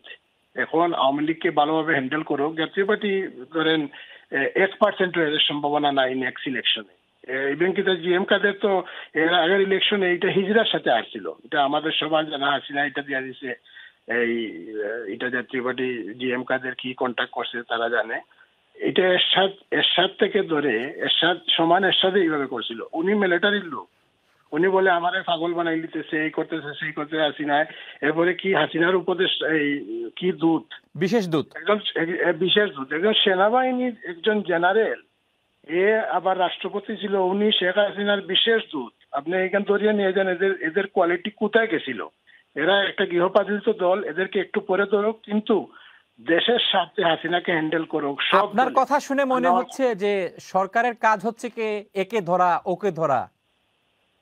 না, এখন আপনার যে সরকারের কাজ হচ্ছে দেশ চালানো, দেশ কিন্তু পরিচালনা শেখ করা। হাসিনার তো বাইরে থেকে জাতীয় সে পার্টিকে যদি- ধরবে, আপনি বলছেন যে পরে ধরুক, কি কারণে জাতীয় পার্টিকে ধরবে? জাতীয় পার্টি আপনি দেখছেন না বিগত 15 বছরে কি করলো? আমার সিট প্রশ্ন ভাগাভাগি। আমাদেরকে কয়টা দিবে? প্রশ্নের উত্তরে প্রশ্ন হয় না, আমি আপনাকে প্রশ্ন করেছি যে জি। কি কারণে জাতীয় পার্টিকে ধরবে বলে আপনি মনে করেন, আপনি উত্তর দিন। আমি মনে করি আপনার যে লাস্ট বিগত 15 বছরে যে 3টা ইলেকশনে যে শেখ হাসিনা রুলিং করছে, এটার মধ্যে সম্পূর্ণ দোষীর মধ্যে 40% দোষ হলো জাতীয় পার্টির। ধন্যবাদ, অসংখ্য ধন্যবাদ। 40% দোষ হচ্ছে জাতীয় পার্টি। যাচ্ছি পরের কলে, দেখি কে আছিলেন। আসসালামু আলাইকুম কলার। কলার আসসালামু আলাইকুম। আসসালামু আলাইকুম। কলার নাম, আপনার নাম? আচ্ছা, আমার নাম মনির। আপনি কোথেকে করেছেন জনাব মনির? আমি লেস্টার থেকে বলছি, লেস্টার থেকে। বলুন আপনার অভিমত লেস্টার থেকে জনাব মনির। আচ্ছা, আমার অভিমত ওই জিনিসটা, এই যে 2 মিনিট আগে একজনে ফোন করছেন যে আওয়ামী লীগ 50 বছরে আর আইতে পারবেন না, জি, কিন্তু বঙ্গবন্ধুরে মারার পরে কয় বছর পরে আওয়ামী লীগ আইছে, আর এখন তো এটা স্বাভাবিক, ন্যাচারাল। হুম। এখন যে এটা natural- বঙ্গবন্ধুকে হত্যা করার পরে 21 বছর পর আওয়ামী লীগ ক্ষমতায় এসছে। আচ্ছা ঠিক আছে, হ্যাঁ হ্যাঁ ঠিক আছে, আমি শুনেন আরো একটা কথা বলি। তো এখন এখন আসিফ- আগের কলার জনাব আহমেদ এখন যদি বলেন যে 75-এর শোনেন। পর 21 বছর পর আওয়ামী লীগ ক্ষমতায় এসছে জি, জি, এবং জি, জি, 2024-এর আরেকটা- ম্যাসাকারের পর 50 বছর পর আওয়ামী লীগ ক্ষমতায় আসতে পারে, সেখানে তিনি ভুল কোথায় বলেছেন, কি বলেছেন ভুল? আচ্ছা শোনেন, আরো একটা কথা বলতেছি। ওই যে সুইজারল্যান্ডে যে আসিফ নজরুলকে যে হেনস্থা করছেন, ওইটা আপনি বললেন, ভালো কথা, কিন্তু উনি যে 26 লাখ ইন্ডিয়ান যে বাংলাদেশে চাকরি করতেছে, হুম। ওই যে মিথ্যা কথা বলছে উনি, জুট কথা বলছে উনি, ওনারে কি এই ধরনের সম্মান দেওয়া যায়? হুম। তো এই জন্য তাকে হেনস্থা করতে হবে। না, হেনস্থা আমি ভালো মনে করি না, আচ্ছা, কিন্তু সে যে 2 নম্বরই কথা বলছে যে আগে, জি, এবং ওরা যেগুলা অরাজ্য ঘটনা করতেছে বাংলাদেশে। ধন্যবাদ, অসংখ্য ধন্যবাদ। ওকে, ধন্যবাদ, অসংখ্য ধন্যবাদ। যাচ্ছি পরের কলে, দেখি কে আছেন। আসসালামু আলাইকুম কলার। কলার আসসালামু আলাইকুম, আপনার নাম? কলার কথা বলতে হবে, আপনার নাম? হ্যালো আপনার নাম কলার? হ্যালো, আসসালামু আলাইকুম ফারহান ভাই। ওয়ালাইকুম সালাম। জাস্ট সিম্পল একটা কথা কইতাম চাইলাম আপনারে। আপনার নাম? যে জাতীয় পার্টির কলার, নানান আপনার নাম ধরনের কলার? মানুষের আপনি কোত্থেকে ফোন করেছেন এবং আপনার নাম? একমাত্র যদি প্রকৃত লেভেলের লিডার হইয়া থাকে, যে জাতীয় পার্টির মানুষগুলো আমি তারা রিকগনাইজ করি। আমি কোনো জাতীয় পার্টির সাপোর্টার না, আমি আমি আমি সাপোর্ট বিএনপি রে করি, কিন্তু বর্তমানে জাতীয় পার্টির মাঝে কোনো দোষ নাই। ইদেনে পলিটিক্যাল লিডার হলে নানান ধরনের তার জাতীয় পার্টির একটু ইয়ের মধ্যে রাখতেছে, কিন্তু লিডার যদি থাকে থাকে, আপনিও নিজে জানেন শামীম হায়দার পাটোয়ারি, যে গোলাম কাদির, এরার মাঠ কথা শুনুন, জানো কিরকম তারা মাঠে তারা হইলো দেশপ্রেমিক। আর যে যারা আছে হয়তো বিএনপি তারা জনজন কোনো ফায়দার লাগি এরকম ইয়ে করতেছে, কিন্তু জাতীয় পার্টির উপরে যদি প্রেসার আনে, এটা আমার মতে অন্যায় হবে। এইটাই ধন্যবাদ, আমার কথা। ধন্যবাদ। যাচ্ছি পরের কলে। আসসালামু আলাইকুম কলার। কলার আসসালামু আলাইকুম, হ্যালো, আসসালামু আলাইকুম। আপনার নাম? আমার নাম ওয়াহিদ। জনাব ওয়াহিদ কোত্থেকে ফোন করেছেন? আমি বেলফাস্ট থেকে বলছি। বেলফাস্ট থেকে ফোন করেছেন, ধন্যবাদ। আপনি আপনার অভিমত? আপনার অনুষ্ঠান তো সবসময় দেখি আমি, ধন্যবাদ। কোনোদিন কোনো অভিমত দিছি না, তাই আজকে দিতে চাইছি যে আপনার অনেকে এখনো খুব শিক্ষিত মানুষে যে আওয়ামী লীগকে পছন্দ করে। আমিও তো আওয়ামী লীগে ছিলাম, আমিও কি আপনার 69 আর কি শেখ সাহেবের মিটিং সিলেট স্টেডিয়াম মাঠে সবার আগে আমি ছিলাম। শেখ সাহেবরে দেখছি আমি ফরিদ গাজীর ভাষায় একবারে সামনাসামনি। আমি খুব পাগল আছিলাম আওয়ামী লীগও লাগি, দেশের জন্য তারা কাজ করে, কিন্তু স্বাধীনতার পরে দেখলাম যে এরকম তারা জবাব। আর এখনো আবার মনে করলাম যে এই সময় বলেছে এখন শেখ হাসিনা সৎভাবে চালাইতে পারে, তারা হাসিনার উদ্দেশ্যটা হইছে দেশটাকে উন্নয়নের নামে টাকা আনিয়া আর তারা সব লুটপাট করিয়া এইরকম ফলাইয়া যাইতো, বুঝলি? নাইলে তো তারা দেশও তাকিয়া, বিএনপি তো দেশও তাকিয়া লড়াই করছে, তারা তো দেশও তাকিয়া সব থাকলে লড়াই করতে পারে। এগুলা কি মানুষের দেখে না? মানুষের কি বিবেক বুদ্ধি নাই যে আওয়ামী লীগ কি করতেছে, জাতীয় পার্টি কি করতেছে দেশের জন্য? এটা তো তারা নিজের জন্য করতেছে। যত ধন্যবাদ, অসংখ্য অসংখ্য ধন্যবাদ আপনার চমৎকার অভিমতের জন্য। আমি সুইজারল্যান্ড থেকে যে ভাই আছেন, আমি আপনার কাছে প্রশ্ন করব জনাব শামীম, যে সরকার শেখ হাসিনার বিভিন্ন বক্তব্যের জন্য বারবার ভারতকে বলছে যে ভারতের এগুলি বাংলাদেশ সরকার বিব্রত, কিংবা বাংলাদেশ সরকার ভালোভাবে নিচ্ছে না, কিংবা বাংলাদেশ সরকার ভারতের কাছে বারবার এ বিষয়ে ব্যবস্থা নেওয়ার জন্য বলছে। আসলে ভারত কি শেখ হাসিনার মুখ বন্ধ করার জন্য, কিংবা শেখ হাসিনা কি করবেন কি বলবেন, এটি কি ভারত নির্ধারণ করবে? ভারত সরকারের সাথে ভৌগোলিক কারণে হোক আর যেভাবে হোক আমাদের সাথে একটা সুসম্পর্ক বজায় রেখে যেতে হবে, এটা একদম স্বাভাবিক।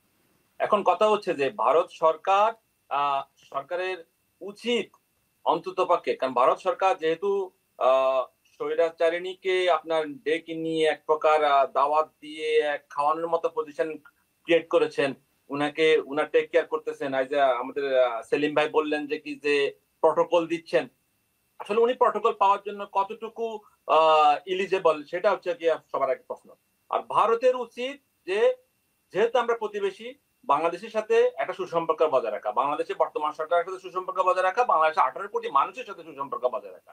এতটুকু যদি ভারত যদি না বুঝে শুধু একজনের জন্যই ভারত ছাড় দিচ্ছেন আর 18 কোটি মানুষের কথা চিন্তা করতেছে না, তাহলে ভারতের সাথে আমাদের সাথে সুসম্পর্কটা কিভাবে তৈরি হবে? এটা একটা প্রশ্ন। এখন আর এই ধরনের স্টেটমেন্ট, এই ধরনের বিবৃতি দিয়ে বিভ্রান্তি সৃষ্টি করে দেশকে সামনে এগিয়ে নিয়ে যাওয়া যে একটা প্রসেসটা, এটাকে বিভ্রান্ত করা, এটা ওনারা করবে। এই ষড়যন্ত্রগুলো ওনারা করে যাচ্ছে, এই ষড়যন্ত্রগুলো তারা কন্টিনিউ করবে। কিন্তু এতটুকু বিশ্বাস আছে যে 18 কোটি মানুষ রাস্তায় নেমে এসেছে, তারা শুধু শুধু এমনি এমনি নামিনি। তারা যারা জান দিয়েছে, যারা প্রাণ দিয়েছে, তারা এমনি এমনি প্রাণ দেয়নি। এই প্রাণের বিনিময়ে একটা সুন্দর বাংলাদেশ হবে, এটা প্রত্যাশা আমাদের। এবং যেভাবে উনি আমাদের বিরুদ্ধে বিভিন্নভাবে আমাদের সরকারকে বেকায়দায় ফেলার একটা যে প্রসেসটা দেখা যাচ্ছে, যে একটা বিভিন্ন ষড়যন্ত্র করার যে একটা প্রসেসটা, এই প্রসেসটাকে আমরা রুখে দিতে একেবারে সক্ষম। আর ভারত সরকারের কাছে আমাদের অবশ্যই দাবি থাকবে যে এই মহিলাটার অন্ততপক্ষে মুখটা বন্ধ করার জন্য আপনারা তাকে বলুন, কারণ আদারওয়াইজ কিভাবে মুখ বন্ধ করবে, কিভাবে মুখ বন্ধ করবে উনি? এখন কি আপনি বলতে চাচ্ছেন যে তিনি কারোর সাথে ফোনে কথা বলবেন না, এটি আপনি বলতে চাচ্ছেন? না, ফোনে কথা না বলা কোনো অসুবিধা নেই। তাহলে দেখুন, আমাদের হচ্ছে কি আমার প্রশ্ন, আপনি বলেছেন ভারত সরকার মুখ বন্ধ করবে। আমি আপনার কাছ থেকে উপায় জানতে চেয়েছি কিভাবে। দেখুন, ভারত সরকার মুখ বন্ধ করার জন্য কোনো উপায়, সেটা ভারত সরকারই ভালো করে আপনার কাছে। এখন প্রশ্ন হচ্ছে যে আপনি তো চাচ্ছেন যে মুখ বন্ধ করুক, কিন্তু কিভাবে করবে? এখন ভারত কি বলবে যে আপনি কারোর সাথে কথা বলবেন না, এটি বলবে? না, কথা না বলার জন্য তো কারো বাকস্বাধীনতা তো অবশ্যই থাকবে না, কিন্তু ষড়যন্ত্রমূলক যেসব ষড়যন্ত্রগুলো করছে, এবং পাশাপাশি উনার বিরুদ্ধে রেড অ্যালার্ট, ইন্টারপোলের মাধ্যমে রেড অ্যালার্ট জারির একটা প্রক্রিয়া দেখছি যে কি যে আন্তর্জাতিক অপরাধ ট্রাইব্যুনাল করতেছে। যদি সেটা হয়ে থাকে, তো এখন রেড অ্যালার্ট জারি করলে কি শেখ হাসিনা কারোর সাথে কথা বলা বন্ধ করে দিবেন? না, তাকে বাংলাদেশে ফেরত পাঠিয়ে এটি ভিন্ন বিষয়। তাকে যদি ফেরত নিয়ে আসা হয় এবং তাকে যদি ফেরত পাঠায় ভারত রেড অ্যালার্টের মাধ্যমে হোক, কিংবা বাংলাদেশের সাথে যে চুক্তি বিনিময়, বন্দি বিনিময় চুক্তির বিষয় আছে সেই কারণে হোক, সেটি ভিন্ন বিষয়। কিন্তু আমি একই প্রশ্ন জনাব আবু হানিফকে করব, ভারত কিভাবে শেখ হাসিনার মুখ বন্ধ করতে পারে? জনাব আবু হানিফ। জি, ধন্যবাদ। আমি আসলে যারা যে কয়েকজন দর্শক ফোন দিয়েছিল তাদের কথাগুলো আসলে মনোযোগ দিয়ে শুনছিলাম। শুরুতে যিনি বলেছিলেন যে আসলে আওয়ামী লীগকে আসলে আমাদের রুখতে হবে, অর্থাৎ এই যে ফ্যাসিবাদের যে তাদের যে অপরাধ, তাদেরকে তো অবশ্যই শাস্তির মুখোমুখি হতে হবে। আমি মনে করি যে আসলে আওয়ামী লীগকে যদি সঠিকভাবে বিচারের মুখোমুখি করা যায় তাহলে আওয়ামী লীগ আসলে থাকার কথা না, কারণ তাদের তো প্রত্যেকটা নেতা কর্মী কোনো না কোনো ভাবে বিগত সময়ে অন্যায় অনিয়ম, প্রত্যেকটা নেতা কর্মী, আওয়ামী লীগের নেতা কর্মী কত জনাব আবু হানিফ? তাদের তো অবশ্যই নেতা কর্মী ছিল, সেটা তো আমার কত, আমি আপনার অনুমান জানতে চাচ্ছি আর কি, কত? না, আমার আসলে সে বিষয়ে কোনো কয়েক হাজার, 10,000, সেটা কয়েক 10,000 না, লাখেরও বেশি হবে, কয়েক লাখ কিংবা তারও বেশি হতে পারে। আচ্ছা, কয় লাখ? 10 লাখ? 10 লাখ? আরো বেশি হতে পারে। তাহলে তো আচ্ছা, অবশ্যই তো আপনার কাছে মনে হচ্ছে যে আওয়ামী লীগের প্রত্যেক নেতা কর্মী এই ফ্যাসিবাদের সাথে যুক্ত? অবশ্যই কোনো না কোনো ভাবে জড়িত, কোনো না কোনো ভাবে যুক্ত। কোনো না কোনো ভাবে যে ভোট দিয়েছে, যে গ্রামের যে কৃষক যে ধান চাষ করে আজীবন আমৃত্যু আওয়ামী লীগকে সমর্থন করে গিয়েছে কিংবা আওয়ামী লীগের কর্মী হিসেবে ছিল, সেও এখন ফ্যাসিবাদের সাথে যুক্ত। আপনি ফ্যাসিবাদকে সমর্থন করা তো একটা একটা অপরাধ। আপনি যদি এই যে একজন বলেছিলেন যে আসলে জাতীয় পার্টির কেন বিচার হওয়া উচিত, কারণ জাতীয় পার্টি আওয়ামী লীগ করে নাই। আপনার কাছে কি মনে হয় আওয়ামী লীগের নেতা কর্মী এখন, আপনি কি এই পার্থক্যটা নিজে নিজে তৈরি করেছেন কিনা, বা এই আপনি কি গুলিয়ে ফেলছেন কিনা যে ফ্যাসিবাদ এক বিষয়, আওয়ামী লীগের সমর্থন আরেক বিষয়, এটি গুলিয়ে ফেলছেন কিনা? যারা আওয়ামী লীগের, আমি আওয়ামী লীগের সমর্থক বলি নাই, নেতা কর্মী বলেছি।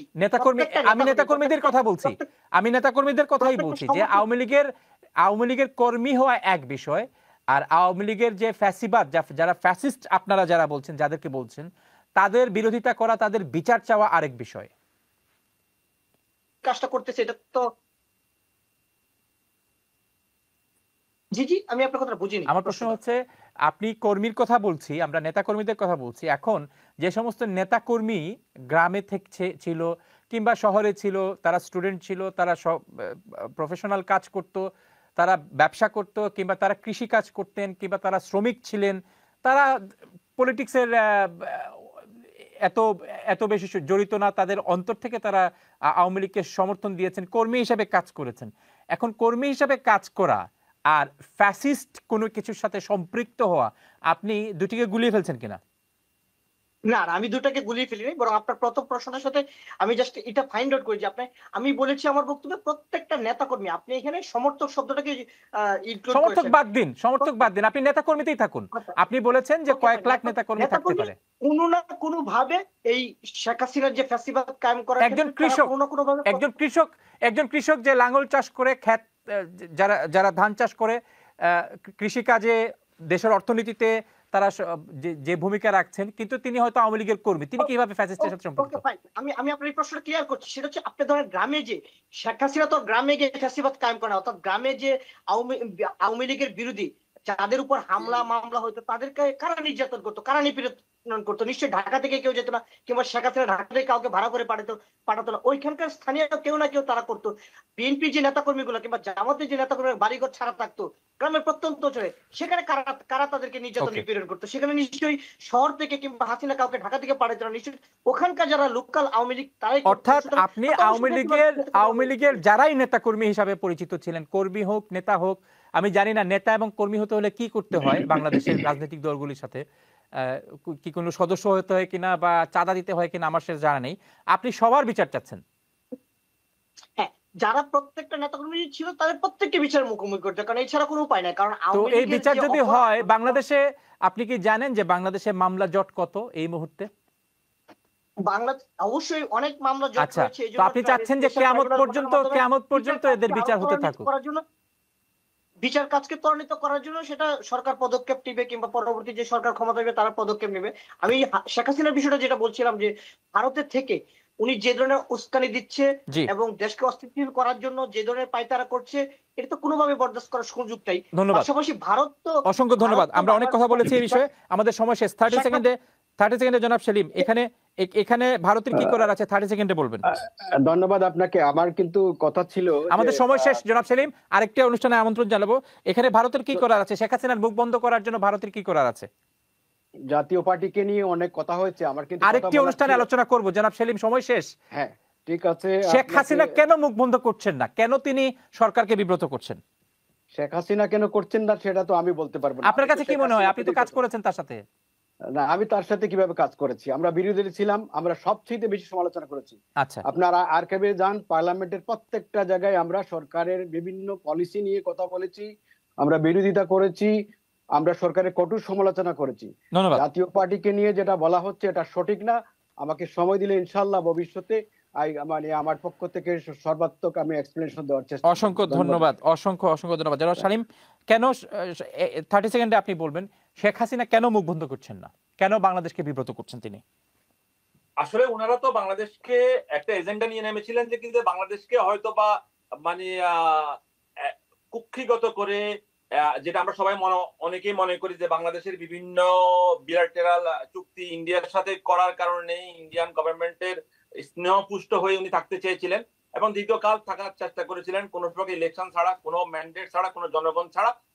উনি এবং ওনার প্রশাসন দিয়ে এটা করতে চাইছেন, যেটা আমরা গত 3টা ইলেকশনে দেখেছি। কোনো প্রকার ইলেকশনে আমার সেটা জাতীয় পার্টি সরাসরি জড়িত। ধন্যবাদ, অসংখ্য ধন্যবাদ, অসংখ্য ধন্যবাদ জনাব আবু হানিফ, জনাব সেলিম উদ্দিন এবং জনাব শামীম, আপনাদেরকে অসংখ্য ধন্যবাদ সময় দেওয়ার জন্য। ভবিষ্যতের অন্য আরেকটি অনুষ্ঠানে আমরা আবারও আপনাদেরকে আমন্ত্রণ জানাবো। এই প্রত্যাশায় আজকের মতো অনুষ্ঠান এখানে শেষ করছি। দর্শক সবাই ভালো থাকবেন। আসসালামু আলাইকুম।